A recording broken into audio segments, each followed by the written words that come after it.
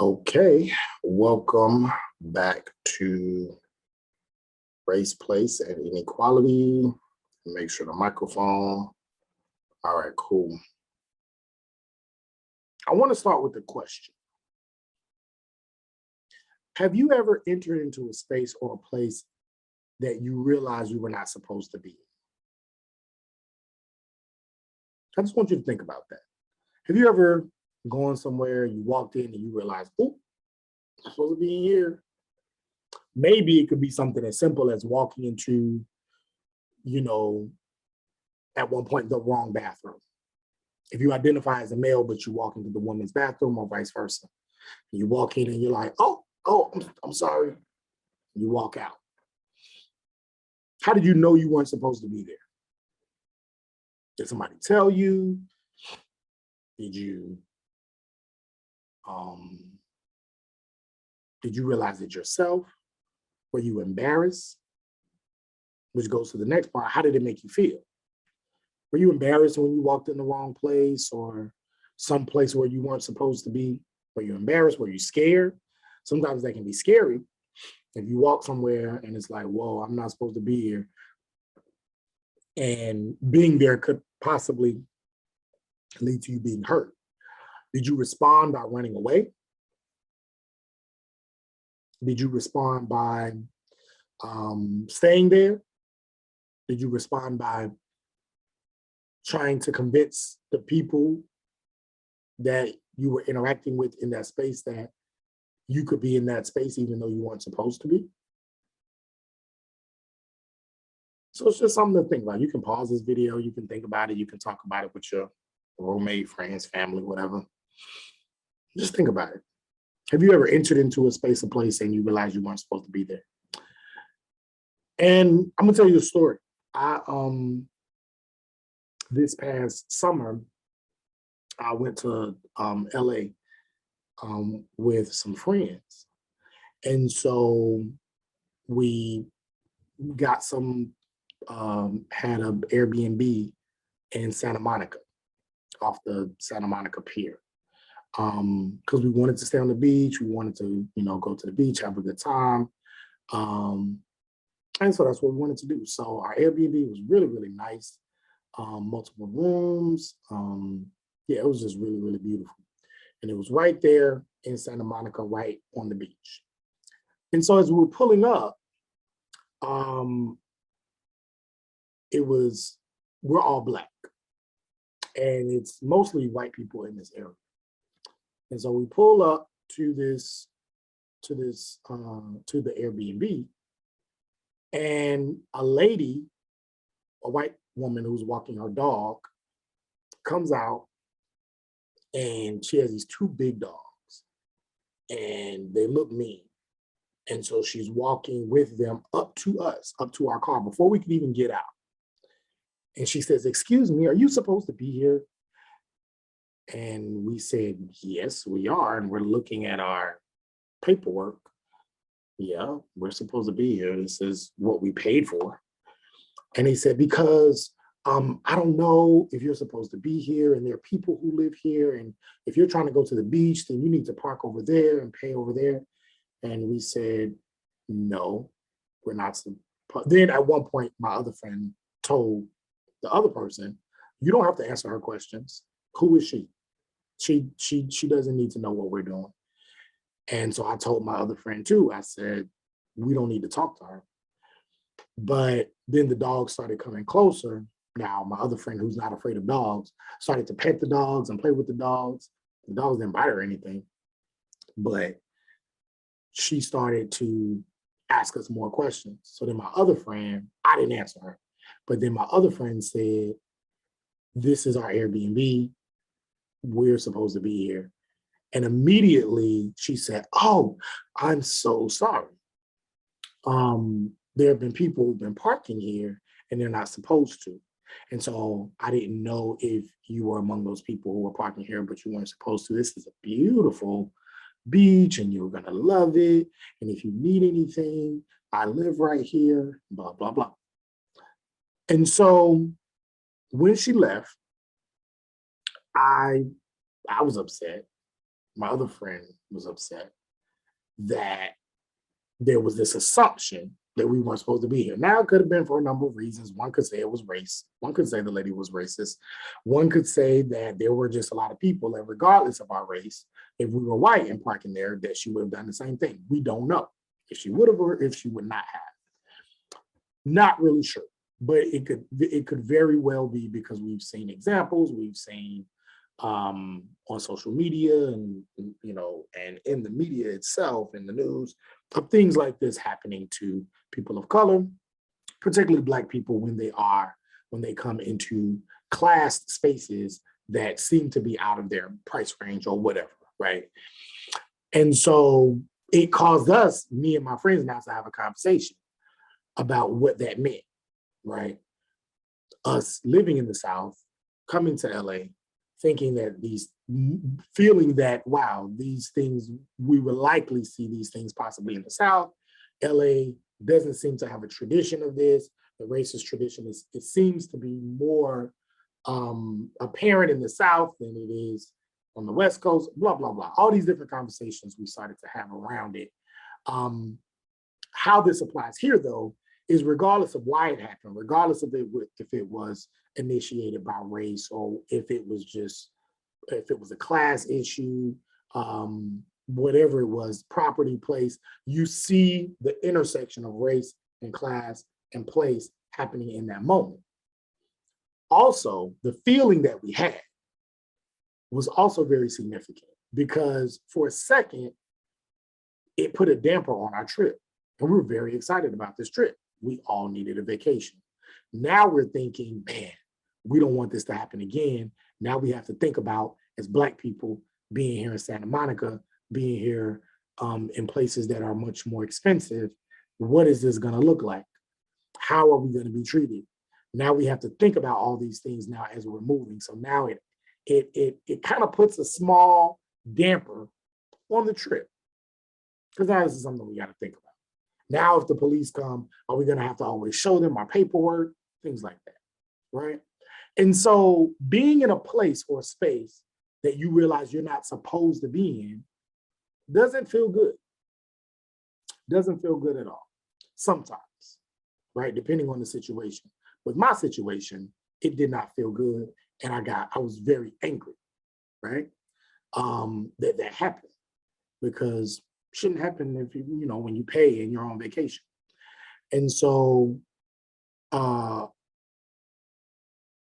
when we look at notions of race and class and place, it's very easy to talk about it theoretically, but when you're actually in those situations, and people treat you as if you're not supposed to be somewhere, or that now you have to ask questions to somebody who is not your legal authority. So technically we did not have to talk to her, but because of this racial dynamic and this woman's authoritarian tone, because of her whiteness, right? And maybe because of things that we had been through as Black people, there was this almost natural inferior superior relationship happening, even though it wasn't real, right?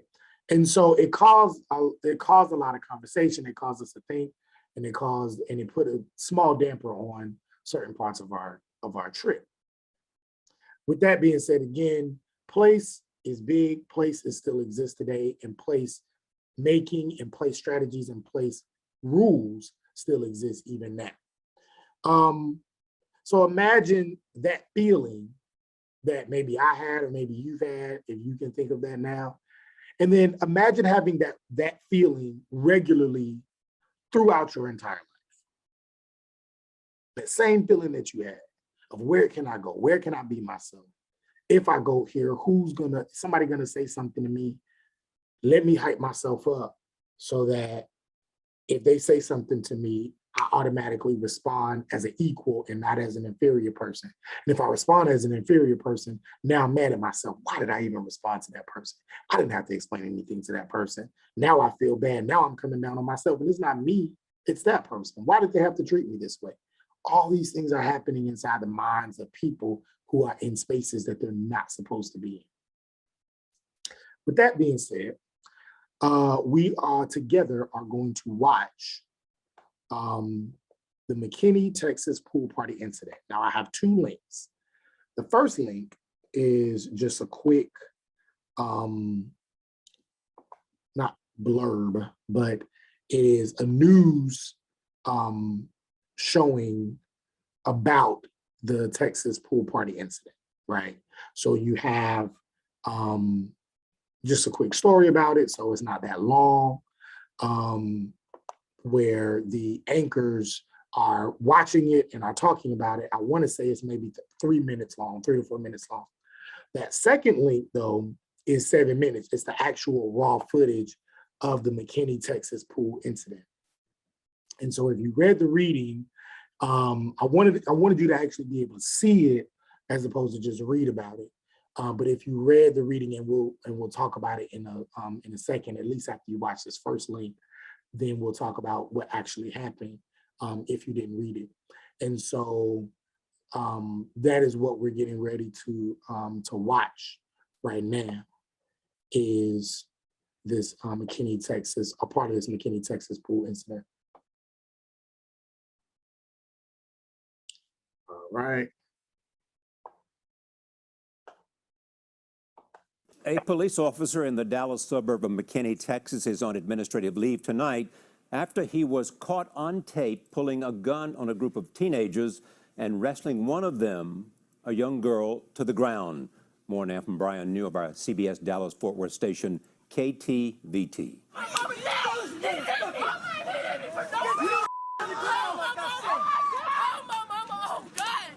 Cell phone video captured the takedown.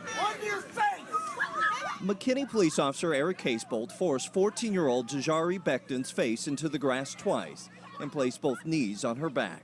I'm guessing he thought we were saying rude stuff to him, and I was like telling him that he can get off me because my back was hurting really bad.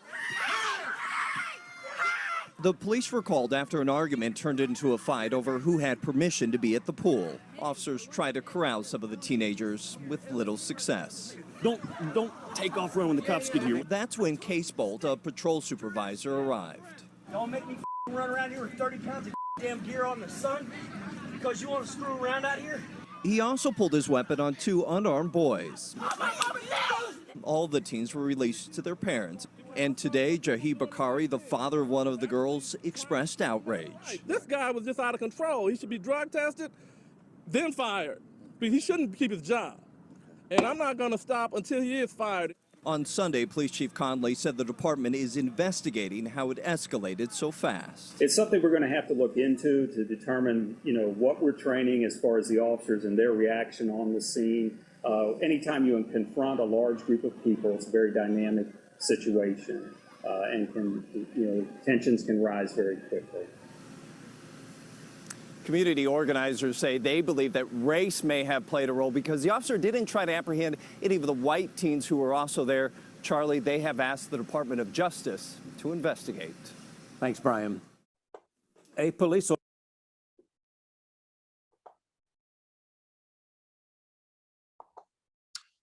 Okay. So you can see the raw footage and much more of the footage in the next link, and you will have an assignment about this, so you can either watch either one. So what are some things you noticed in the video? Just from that news clip, right? Obviously, you need a little bit more to make final conclusions, and that's why I provided the raw footage there. And then, but just based off of what you saw, what are some things you noticed? And think about, I don't know, just think about everything, right? Think about who's there, think about who's being arrested, think about who's being pushed to the ground, think about race, think about class, think about place, all of these things that we've been discussing, think about gender. And did anything related to race jump out at you, right? You can think about the very clear things, like the race of the officers versus the race of the students, or the kids. But then you can start thinking about some other things as well. Anything that surprises you or jumps out at you. So you can pause the video, unpause it. And what we're going to talk about is Barbara Combs, who writes this article, her notion of bodies out of place. And going to the next slide, we see that bodies out of place is the framework that is used in this article to explain what is happening at this intersection of race and place and class and gender, right? First thing that's important to know is that space makes place possible. So the spaces that we're in, the spaces that we inhabit makes place and who is allowed to enter into certain place possible. So the spaces are the geographical areas that we inhabit, and then place is the cultural, social norms that are associated with that area. So the pool space, right, exists. And then who is allowed to go into that pool at what times is what makes place possible.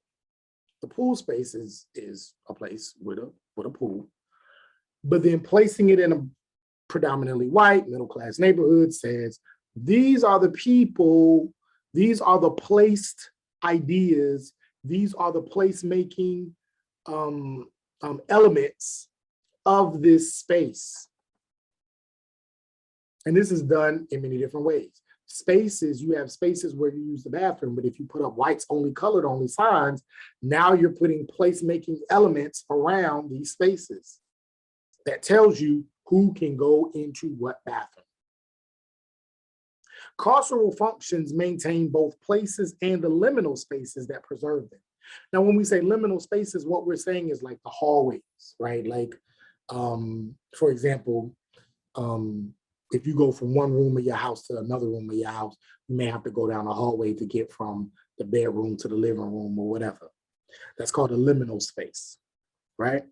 And so carceral functions are put in place to maintain places and the liminal spaces. We talked about carceral functions as how power is reinforced through law enforcement, reinforced through urban geography, reinforced through gang violence, right? How these various forms of carceral power and hypersurveillance are used to maintain control over spaces, places, and even the areas that allow you to go from one physical space to another.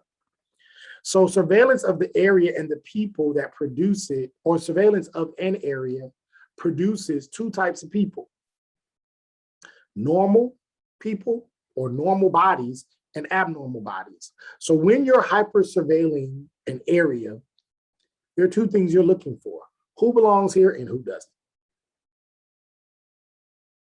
When that woman came up to me and my friends, it was very clear. Do these people belong here or do they not? If they do, I'm going to leave them alone. If they don't, I'm going to confront them and tell them that they should move. Right? So normal and abnormal bodies. The normal bodies, they can do whatever they want in that space. When we were seen as people who were normal, and what made us normal was our class status, we paid. So because we paid for our normality, and now we can go to the beach, we can go to the Airbnb, we can sit outside, we can do whatever we want now, because now we proved to her our normality, our humanity.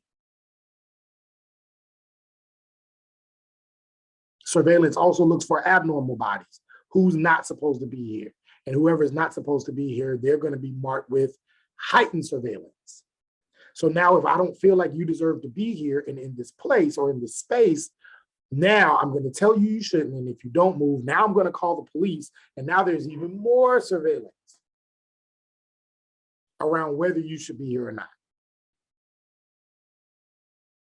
And so because of this hyper surveillance, because of this bodies out of place framework, people of color have to navigate white space with a lot of care because white space is growing, white space is expanding. And so the maintenance and the expansion of white space helps in preserving white supremacy. So individual white people may lack power, a white person of a lower class may lack power, but the fact that they are white gives them the privilege to move throughout that space. There could have been a white person who maybe could not have afforded to purchase that Airbnb. But if they were white, it's a good chance she may not have asked them or confronted them in the way that she confronted us. Again, we don't know, but based on history, based on what we see, based on evidence, that's a likely conclusion. And so then organizations that are steeped in white culture and white logic manifest whiteness and white supremacy through policies, through practices, and through leadership. And so because whiteness and white spaces are constantly growing and expanding and growing, people of color have to be very mindful of how they interact. Because one false move, go to the next slide, and these things can happen. One false move, if you're seen as an abnormal body in a white space, you could be Trayvon Martin. If you're an abnormal body in a white space, you could be Ahmaud Arbery. Trayvon Martin, unarmed Black kid, killed in Sanford, Florida, because he was an abnormal body in a white space. Ahmaud Arbery, jogging in his neighborhood, killed by 2 white men in Georgia because he was an abnormal body in a white space. Jordan Davis, shot to death in Jacksonville, Florida by a white man because his music was too loud, but also it was done in the white side of town. He was an abnormal body in a white space. Latasha Harlins, a young Black woman who was shot in the back of the head by a Korean grocery store owner. She was an abnormal body in a white space, even though it was owned by a Korean woman. The space itself, the whiteness of the area, seen as she was a body out of place. She wasn't supposed to be there. She said that the Korean lady accused her of stealing orange juice. And when they found her body, she had the money in her hand. She was getting ready to give the lady the money. George Floyd, abnormal body in a white space, killed. And so it's important for us to see where this bodies out of place framework comes from. And it comes out of the tradition of critical race theory. Obviously, we've been hearing a lot about critical race theory. There has been a huge push to take critical race theory out of our classrooms, take it out of the college classrooms, take it out of the high school classrooms. Yeah, but here it is, critical race theory. Critical race theory was a theoretical framework that was developed out of legal scholarship. There was a time where, I would say maybe the 70s, law students, particularly Black law students, were taking these classes. And these were in Ivy League institutions, your Harvards, your Cornells, your Princetons. They were taking classes and they were hearing about race, and the way in which race was explained was that while race and racism did exist in US society, law was the great neutralizer. As long as you came before the judge, race was not going to dictate what was going to happen to you and what kind of sentence you were going to have. The law was the great equalizer. The law, and under the law, everything was going to be the same. If you didn't do anything wrong, you wouldn't be punished. If you did do something wrong, you would be punished, regardless of your racial background. Well, this was shortly after the Civil Rights Movement, so now more African Americans are having a chance to go to law school and to go to these predominantly white law schools. So they're listening to these lectures and they're like, huh, that's not how it is where I come from. That wasn't how it is with my father or my mother or my grandfather or my auntie or my uncle or my cousin. I have a cousin who's doing 5 years, 10 years now for a crime they didn't commit because they were with me when they said the crime was done. But he's still doing 10 years. So I don't know if that works. I don't think so. So these same law students would then leave law school. They would become lawyers and law professors and get tenure and do all these things. And then they came back and they were like, we need to change the way race is being taught because it's not right and it's not relevant. And so they started to publish research, do research, and publish research. And they created a theoretical framework to correct the way in which race and racism was taught in the college classrooms. And they came up with this notion of critical race theory. And the tenets of critical race theory gave us a more critical analysis of how race and racism was taught from a legal standpoint. And these were the main tenets of critical race theory. Number one, racism is ingrained in the fabric and the system of American society. No longer are we going to talk about it as a means of how one person interacts with another person. Race and racism comes from systems. And that system is fed through personal interaction. So the fabric and the system of American society is racist. And we kind of talked about that. I think we talked about it in this class in the beginning when we discussed systemic racism and racist America, blah, blah, blah, right? So that's critical race theory. When we were talking about systemic racism, that's out of the tradition of critical race theory. The individual races need not exist to note that institutional racism is pervasive in the dominant culture. You can magically make everybody non-racist. And guess what? The country's still racist. Why? Because the foundation is racist. The traditions are racist. The systems that created it were racist. You have to change the entire system. You have to change the very fabric of the country in order for you to be able to really stop talking about or get rid of racism. Power structures are based on white privileges and white supremacy, which perpetuates the marginalization of people of color. Therefore, any power structure, the legal system, the economic system, the educational system, the medical industry, the housing market, anything, the religious structures, all of these things are created, whether consciously or subconsciously. Well, they were created consciously, and whether they're perpetuated consciously or subconsciously, as a means of promoting and extending white privilege, white supremacy, and whiteness, and allowing for the advancement of white people. In return, it was created and can be consciously or subconsciously perpetuated to marginalize people of color.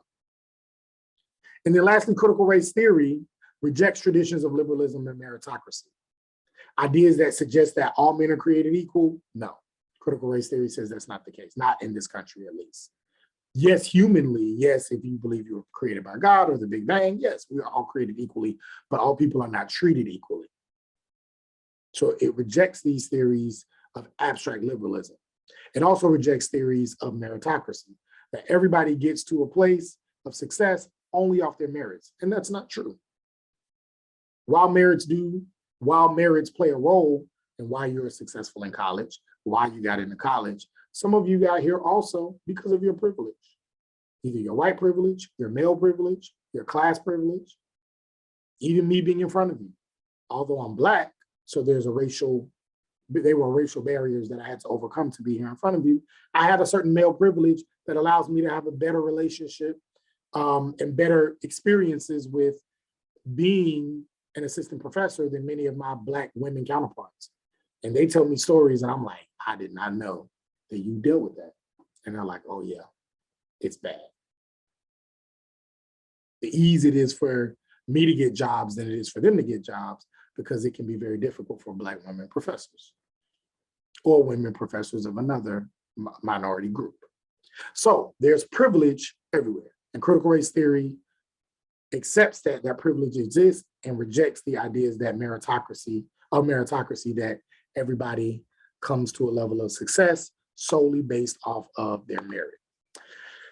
And so the bodies out of place themes that Barbara Harris Combs talks about in the McKinney, Texas incident, that is how she lays out the rest of the paper. She says there are 8 themes. Number one, Racism is systemic and deeply ingrained in society. We've talked about that. We just talked about that. Whites falsely equate physical integration with social integration. So one of the Bodies Out of Place themes says, many white people believe just because you have a large group of very racially diverse people in an area does not necessarily mean that it's truly integrated. You can have a university that has Black people, white people, Latinx people, Native American people, Asian people. But then guess what? If your board of trustees are male, female, men, women, non-binary people, gay, straight, bisexual, you can have all these people on campus. But if all of your board of trustees are white male, most of your professors are white, if not like 90, 95% of your professors are white. The students may be diverse, but then all of your staff and the people who clean up are Black, and the people who cut the yards are Black. Is that true integration? I don't think so. No. I don't think that's true integration. You have a lot of people in one place, but is there a real working together? And most spaces are like that. There are very few spaces that have really true integration, and not just integration racially, but also in genders and through other social identities, but through ways of thinking. Do you have people who are right thinking, people who are left thinking, people who are middle thinking? You have people who are conservative, people who are liberal, people who are a little bit of both. That is really when you start to get into true integration and true diversity and inclusion. Whites have a possessive investment in colorblind frames. White people invest in it. Why? Because they benefit from it financially, socially. And so keeping things colorblind, keeping people saying, I don't see race, race doesn't exist, racism doesn't exist. White people have a possessive investment in that. Then there's a macro-micro connection to racism. It is sustained on a micro level, but operates on a macro level, meaning one can't just say, well, this McKinney, Texas incident, even if a person did agree that there were racial implications here, that's just one officer. We just have to get rid of those bad apples. No. It operates on a micro level. Yes, there are some bad police officers who do things and who have racist tendencies and who practice those racist tendencies. And yes, they should be fired, and not only fired, but charged, and whatever crime they committed, they should be put in jail and held to the fullest extent of the law. But there's also a macro level happening as well, because there are people on the top level who either support it, don't say anything, allow it to happen, allow these complaints to go across their desk, and it continues to happen over and over again. And if they get charged, or if they come in front of a judge, and if they, by some miracle, are found guilty, sometimes for killing somebody, they may get 2 years, 3 years, 5 years. But if they did not have a badge, and if they were of another color, they would have gotten life. So we have to be mindful that, yes, there are these micro level interactions, but there's also a larger system and structure that allows for these things to continue, or to continue with very little punishment, very little punitive damages. Bodies are out of place in relation to other bodies. So the bodies that are seen to be out of place, particularly in this McKinney, Texas incident, where it appears as though these Black bodies were seen to be out of place, even though there were white people who were also at this pool party, they were not the ones who were being chased, had a gun pulled out on them. And so in relationship to, and it was also a white person who filmed this, the Black bodies were out of place in relationship to the fact that there were white bodies there. Sometimes a body may not be out of place if it's the only kind of body that's there. But once another kind of body, once another racialized body, once a white body is now in contact with a non-white, once a white body comes in contact with a non-white body, then maybe that's where the problem occurs. Going back to the black and tans and back to the sex districts. Having sex clubs in predominantly black communities, nobody cares. They didn't care about that at the time. Black people, they could have illicit sex all day. I don't care. But now when the white bodies come in and now they're doing it, oh wait, pull the police out, break it up, arrest those people, the black people. This shouldn't be happening. Take away the liquor license, done away with it. So bodies are out of place in relationship to whatever other bodies are in that space. Perceived out of place bodies evoke a response. So once it was thought of that, wow, these bodies are out of place, these kids aren't supposed to be here, particularly these black kids, it's a response. Somebody calls the police. The police come out. And they don't come out nice. They come out and they're chasing the kids around and they're pulling out guns. Now the response is violent. As soon as we realize there's a body out of place, there's a response. When we pulled up at the Airbnb, the lady came up to us and there was a response. Are you supposed to be here? Then out of that response comes our response. We don't have to talk to you. Then another response. Well, I guess we can explain. Then out of that comes our response to each other. Why did we explain ourselves to her? She ain't nobody, she ain't no authority, she ain't no police officer. Who she thinks she is? So now all of these responses are happening because there is a perception that bodies are out of place. Colorblind logics justify the response. The idea that, well, just like I said earlier, well, what if race didn't play a role? That wasn't a colorblind idea. It was just me thinking, let me try to be as politically correct or as unbiased as I possibly can. But a colorblind would say, well, if race isn't a part of the equation at all, then she has a right to do that. Or the police have a right to come out and round up all the black people. Why? Because racism doesn't exist. And the intersectional bodies produce intersectional responses. Because as we can see, it wasn't just about race in the McKinney Pool, Texas incident. It's also about class. The pool was in a predominantly middle-class white neighborhood. Had it been in a poor white neighborhood, would it have been as bad? Probably not. Gender. One of the bigger stories within the McKinney, Texas pool incident is that this white man has his knees on top of this black girl who is in a bathing suit. So now there's this gender dynamic as well, right? And so you have race, you have class, you have gender, and then of course we've been talking about place. So all of these intersectional identities coming together, happening here, means when we respond, we need to respond intersectionally. That means we need to look at place, we need to look at race, we need to look at class, we need to look at gender, we need to look at sexuality, all of these things as they're being played out here. Okay. All right, with that being said, look forward to seeing you in office hours, talking with you via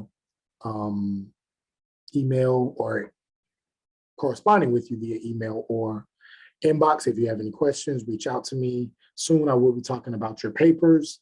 If you have any questions, you can always ask me, but I will talk about them very soon. Just wanted to get through a few readings so that you all had a good idea of what we're talking about, race, place, and all these different intersections. So now we're getting ready to talk a little bit about the paper. So be prepared to see a lecture for that coming up very soon. And it'll probably be a separate video, but be prepared to see that soon. All right, have a great week, have a great weekend, and you'll see me soon.